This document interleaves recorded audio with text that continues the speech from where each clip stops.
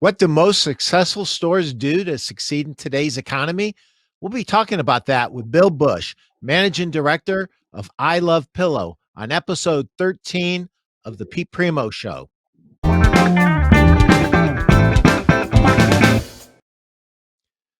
This show is brought to you by my free Facebook group, Pete Primeau Sales and Marketing. Join today. This week's guest is my boss, Bill Bush, Managing Director of I Love Pillow. Bill, thanks for taking a few moments out of your vacation to be with us. Thanks, Pete. Happy holidays to you and your family. Yeah. So, in full disclosure, Bill is my boss at I Love Pillow, and we pour our own very own memory foam in Michigan. And you should know this: Bill is definitely the best boss I have ever had, and I've been blessed with some really good bosses. But when Bill came on board with our company, he came on board as the vice president of sales and merchandising, and now he runs the entire company. He is the managing director of our company. And Bill, I don't even know how much you've increased the business in the last 2 years, but one would expect to see either flat or a slight decrease based on all the craziness of this year. And uh, that's not the case with our company. Just in broad strokes, we were very successful this year. How would you define that? How would you? Well, I mean, success can be defined in many ways. Certainly, a lot of people like to look at it in terms of sales or metrics, but the most important thing in any organization is the people.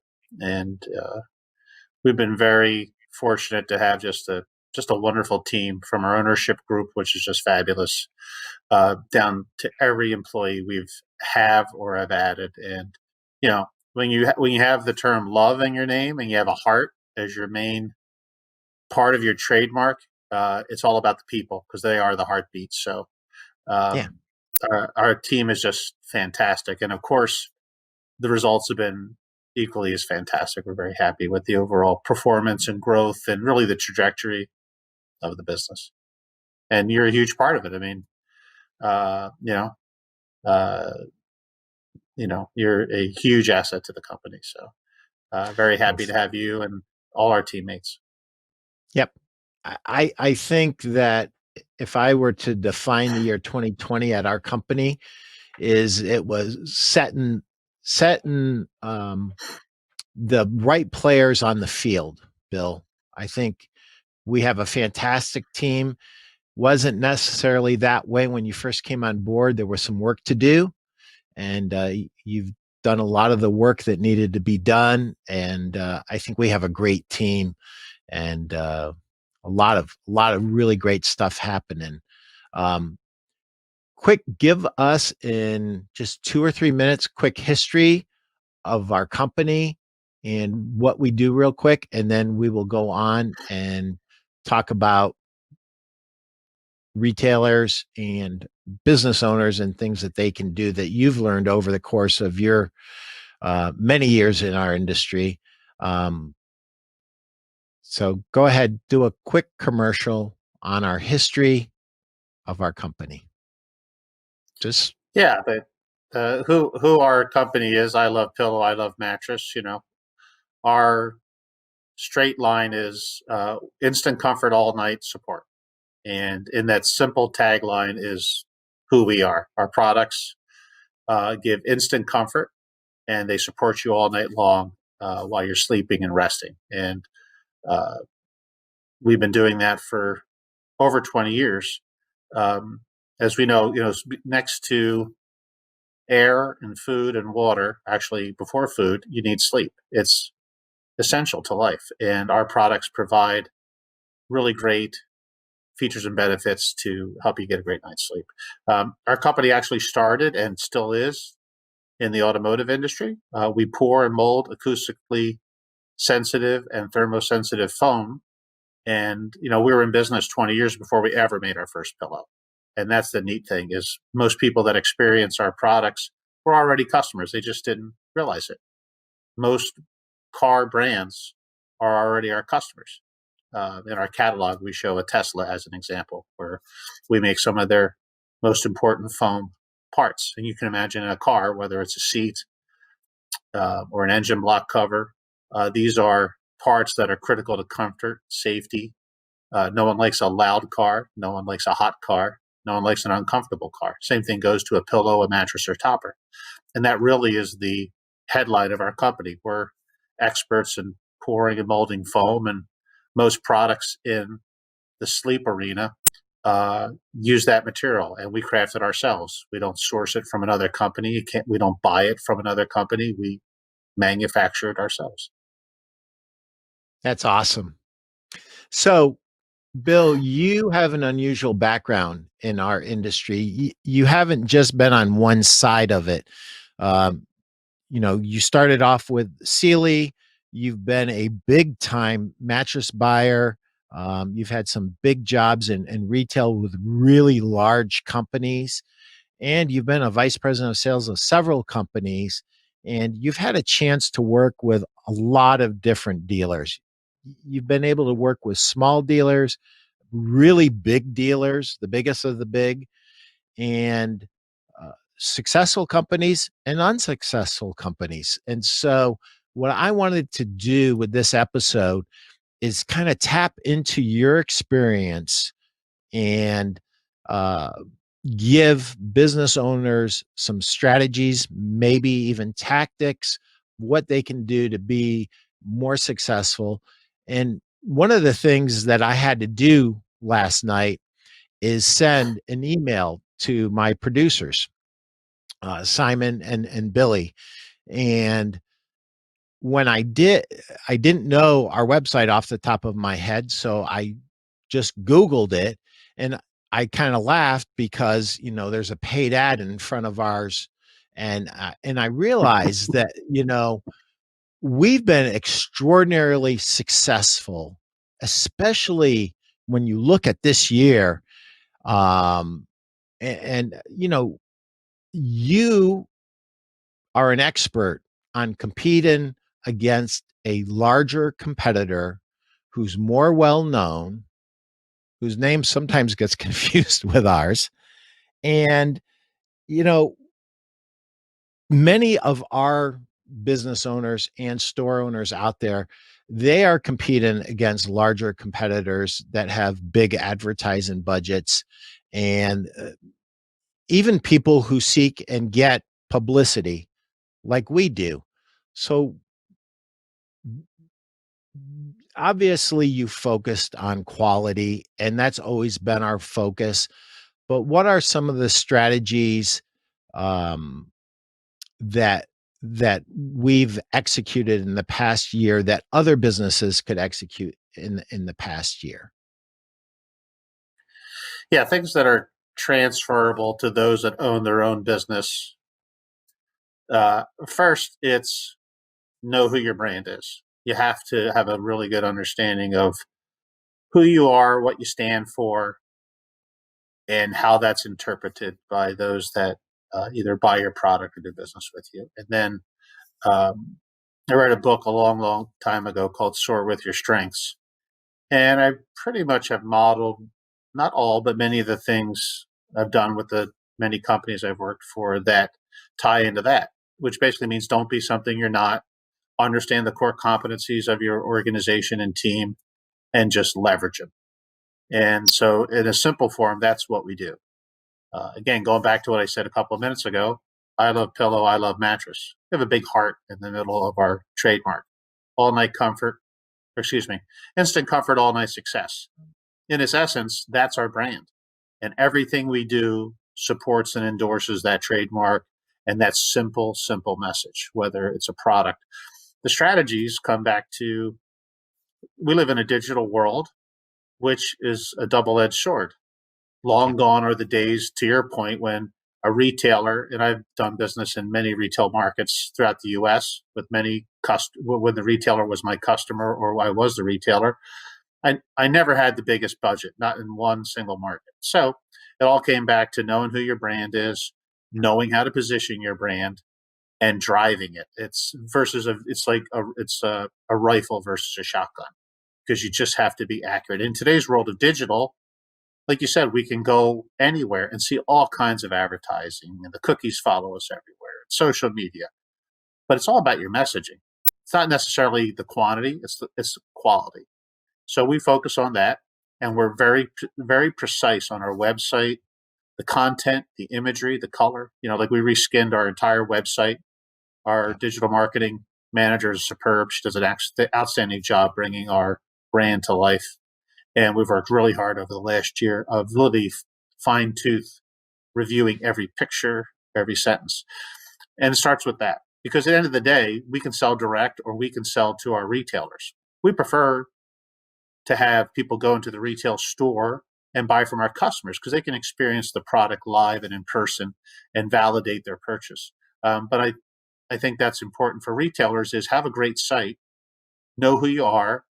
And if you're running a digital business, well, that's different. The site's even more crucial. But if you're running a store or stores, you want to get that experience, and then driving that experience into the store. There has to be a cohesiveness between the advertising, the digital messaging, the in-store experience, and the post-sale satisfaction. All those things have to be aligned, because when they're aligned, you get a very satisfied customer. When there's breaks, then that's when there's consumer dissatisfaction. And in the world we live in today, they'll tell you real quick, because reviews are everywhere. Um, so that's my simplest advice. Be consistent, know who you are, be honest, play to your strengths. Yeah, I think it all starts with knowing who you are. I'm reading a book right now, Bill. What is, can you guys see that? So Oh, this is yeah. Mark Kinsley and Mark Quinn's book, Come Back to Bed. Yeah. And the first part of the book, they have spent a lot of time talking about, you know, understanding who you are in the marketplace and what makes you different, and um, basically saying the same thing that you said so simply.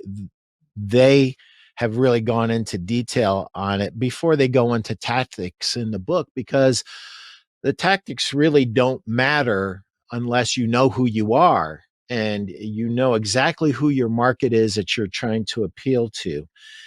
One of the things that you said it quickly, but it's a big deal, and it's leveraging your strengths. So the first thing you have to do before you leverage a strength is to define it and to understand it. So you have to assess what you have, which you had to do, when you came to us 2 years ago. You had to quickly assess what was there, strengths, weaknesses, opportunities, and then of course today what we see, it's digital, digital, digital, more digital. You have, some of the best people working for us, and some of the ads that I've seen recently, I've just Mhm. absolutely fallen in love with.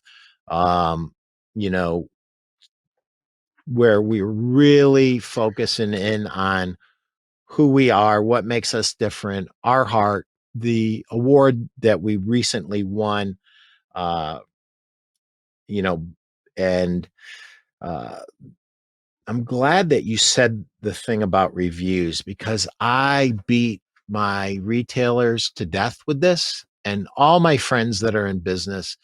To me, not to be sacrilegious, there's a holy trinity, and it's online reviews, it's testimonials, and then it's referrals. Those three things, Mhm. if you want an edge as a small business, you have to execute on those. And, if necessary, you need to bring automation into play.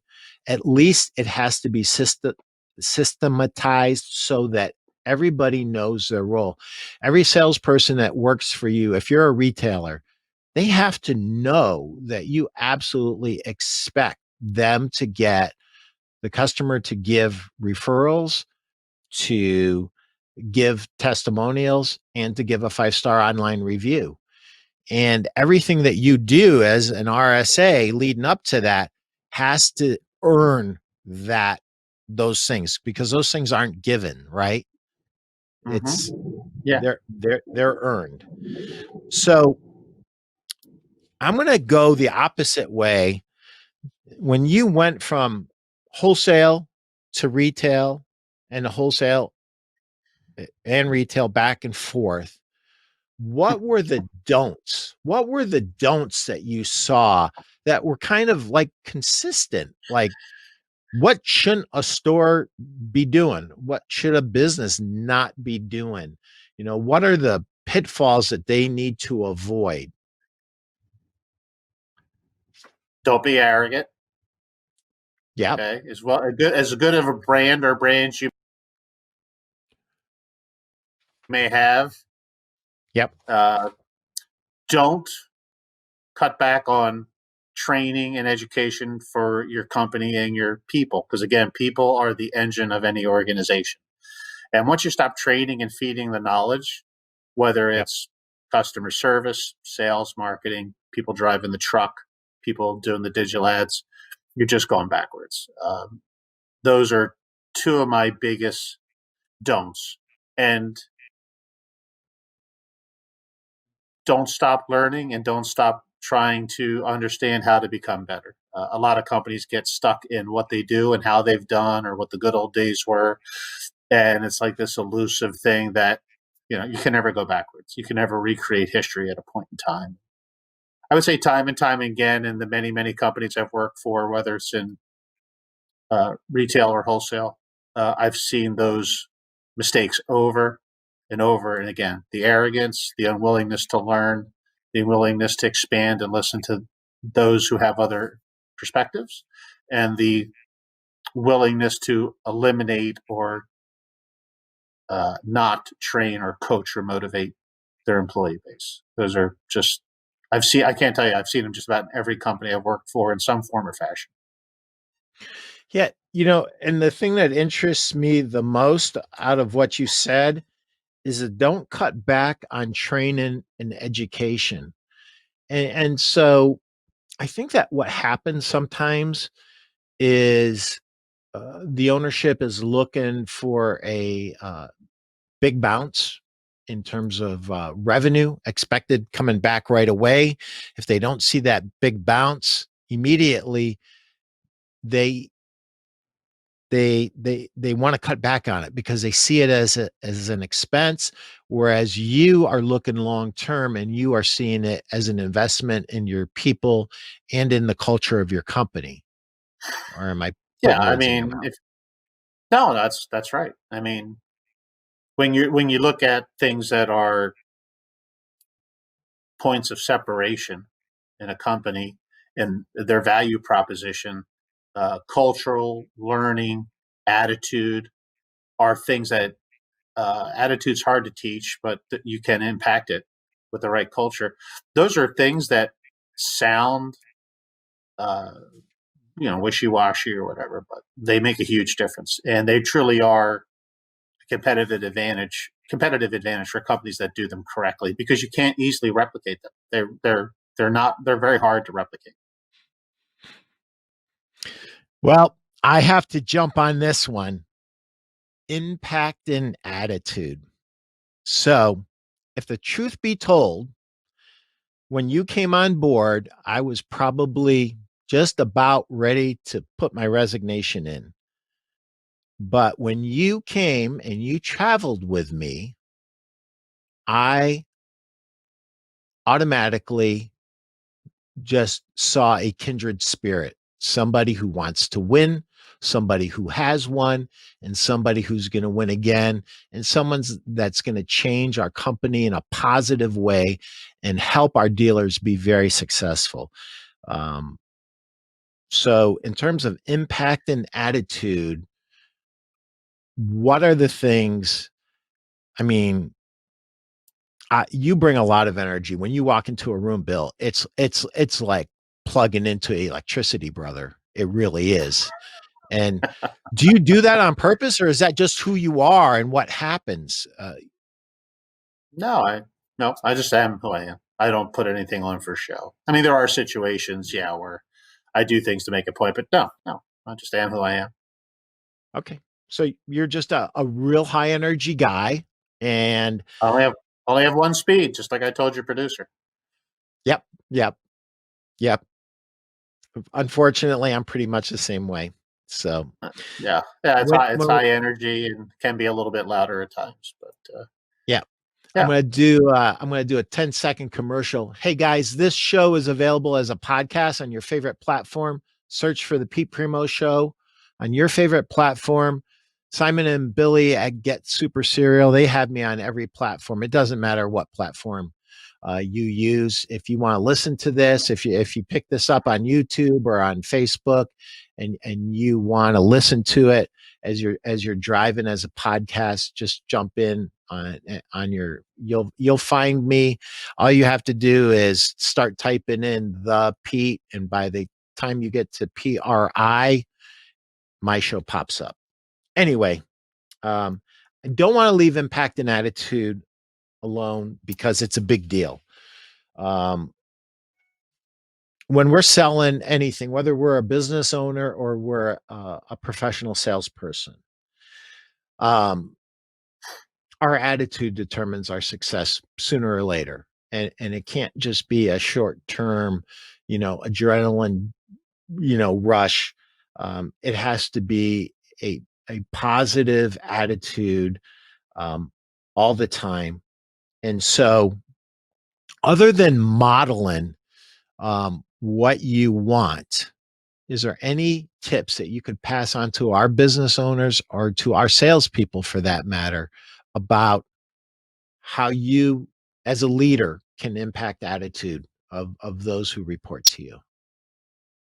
Oh, gee. I mean, yeah. I mean, you have a massive impact on attitude. So, um, smile is always a good way to start. You Yeah. know, it does impact your attitude when you smile, but as a leader, your responsibility is to give guidance. It's to um, help those around you understand, and vice versa. They can help you. So it's a collaborative approach. There's a term, servant leadership. I believe in many aspects of that, where you have to be willing to give to get great performance of your team, and you have to be willing to listen and seek understanding. And so it's important to be heard. So just some good basics, right? Stephen Covey always said, "Seek to understand before understood."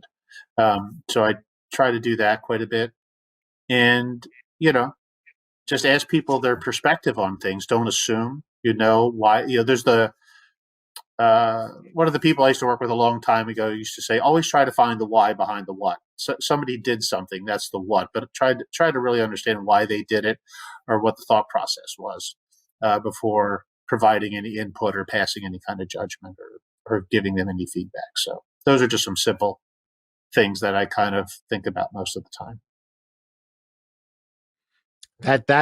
That's awesome advice. The why is so important to understanding your people. And so you went from being a sales rep all the way to being a mattress buyer for one of the largest retailers in the country. And so this is something that's kind of weird, but it's happened on accident, Bill. I have a massive amount of reps that follow this show. It's amazing. So you putting on your buyer's hat, things that you liked about salespeople, sales reps calling on you, things that you admired, and things that you would say, "Hey, don't do this." Hmm. Well, don't waste my time. Be Okay. educated on, and I'm speaking me. Uh, be Yeah. educated on my business. Do the prior work before you ever walk into the office or get on the phone to potentially understand what needs to be done or how you could add value, and then seek clarification. Right? Seek to be, you know, don't try to provide your opinion without double checking it to see if it's accurate. Um, and then be open to dialogue. Right? And trying to find ways, because that's really what a sales professional's job is you're there to provide solutions to a business. Yep. So think of it outside of just whatever product or brand you represent, but be more consultative in your approach and understand the different aspects that a buyer is responsible for. Look, a buyer is a seller. I mean, they call them buyers, but buying product is maybe 25% of what a buyer does. A merchant is responsible for a business. They're responsible for sales and margin, quality and returns, and consumer satisfaction. And they have a whole organization that depends on their piece or portion of that business. So they essence, run a business. And the one thing I've said this to you many times, that it didn't quite hit home until my first merchandising position, but as I took on larger roles, I used to say to reps, every time you ask me to buy something new or different, you want me to do work for you. That means I have to close something out. I have to discontinue something. I have to mark it down maybe. I have to sell it off my floors, get rid of my samples. And then I have to do it all over again. I have to re-skew it, reforecast it, get my team to forecast it. How am I going to promote it? Where does it fit? How's it going to expand or grow the business? And if you don't understand that, then you're making a terrible mistake. Because every time you pitch something, you're like, oh, I want to sell you this shiny new toy. Oh, you Yep. want me to work for you? Okay. And I said that many, many times in many reps. I'm like, I really don't want to work for you today. I want you to work for me.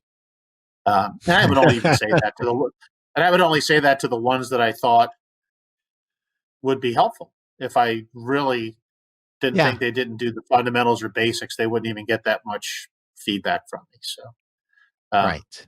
Right. a retail job, especially in today's world, is very challenging, and they have a lot of responsibilities, and they have a lot to do. So the more you Yeah. think through it and make it simpler for them, the better off. Yeah. I had a conversation with a top 100 yesterday, and I said, years and years ago, your job was a lot simpler. What came to the forefront when we started to experience, supply chain disruption, and you couldn't get merchandise. I mean, you literally became um, professional beggars for merchandise. Now, beggars, not a, and he started laughing. And he said, "Exactly. Do you know how many manufacturers I begged for merchandise? Anything. Okay, you don't have A that I want to buy. Tell me what you have because maybe I'll buy it." So, one of the things that I would add to our rep friends is go a little bit further. Don't, because somebody asks for A and you don't have A, but you have B and you have C, you have D and you have E. Offer Mhm. B, C, D, and E. Offer it.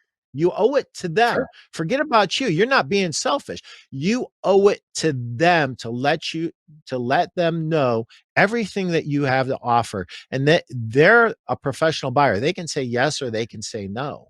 But that's your job. Yeah. Your job is to be out there and offer solutions to problems.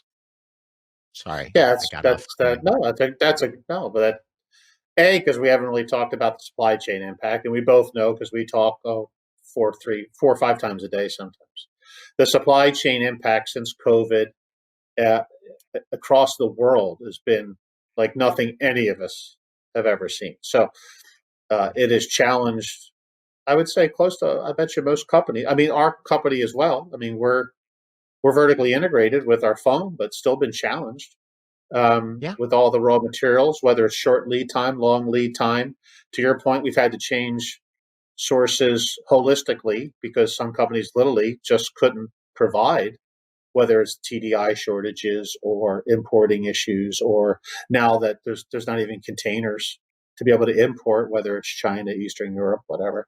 And these problems are not going away. So it's totally changed the environment we are in. So it forces you actually to have completely different strategies for us because yeah, we're both. We sell direct to the consumer and we sell through our retail distribution and we have sales reps and we're responsible to make sure we have product timely there. And as you know, I spend an inordinate amount of my time on those types of topics, making sure that we do have. And as you know, we spend, probably more time than folks would ever realize saying we will not overcommit a product line or a portion of our assortment if we don't think we can execute. Right? We talk about it literally every week. Yep. That's the worst thing we could do. That'd be the worst thing we could do, is to go to the buyer who we just talked about, who's having so many more challenges, and then make them feel good that they found a vendor partner, and then all of a sudden we fail. That's unexcusable, and we won't do that. We won't do that. Yep. That's awesome. Well, Bill, I promised you I wouldn't go over a certain time, and I went over a certain time. So I appreciate you making the time for us. Is there anything you'd like to say before we say goodbye? Well, before I do that, let me just say this. I can't help it. Bill Bush is the best thing that ever happened to I Love Pillow. And that's memory foam that we pour ourselves in Michigan. And if you want memory foam that doesn't have TDI in it, then you need to be buying our pillows. And I could go on, but I just want to say publicly, Bill, thank you for being a great leader. Thank you for navigating us through a very difficult year where we had extraordinary gains compared to the rest of the industry. And thanks for everything you're going to do in the future. And now I will give you the last word. What do you want to say before we sign off, brother? Thanks for having me on. Happy holidays to you and your family. I certainly appreciate your kind words. I'll do my best to maintain those high level of expectations. And we're excited to move forward into this year. All the things we talked about, we are executing. So we're excited to build our business with our retail partners and with consumer direct. And we live by everything we said. It's not like you and I even prepared for this, right? You said, hey, Can you be on the phone? I put the headphones on. I had no idea what we were going to talk about. We're just talking. So, which is actually great. I work best this way. And we hope everyone is safe and healthy and spending time with your family. And God bless. And let's just hope we can get past the virus and get back to some normalcy. And if there's anything we can do to help anybody out there, whether it's some feedback, if you like what we were talking about, just be happy to reach out to us. We're here to help in any way we can. Happy Bill's New Year. email. Happy New Year. And Bill's email is right there. And his cell number is right there. Don't call him till after the New Year, because I have worked this guy to death, and he needs a break at this point. Happy New Year, everybody. And thank you, Bill, very much. Thank you.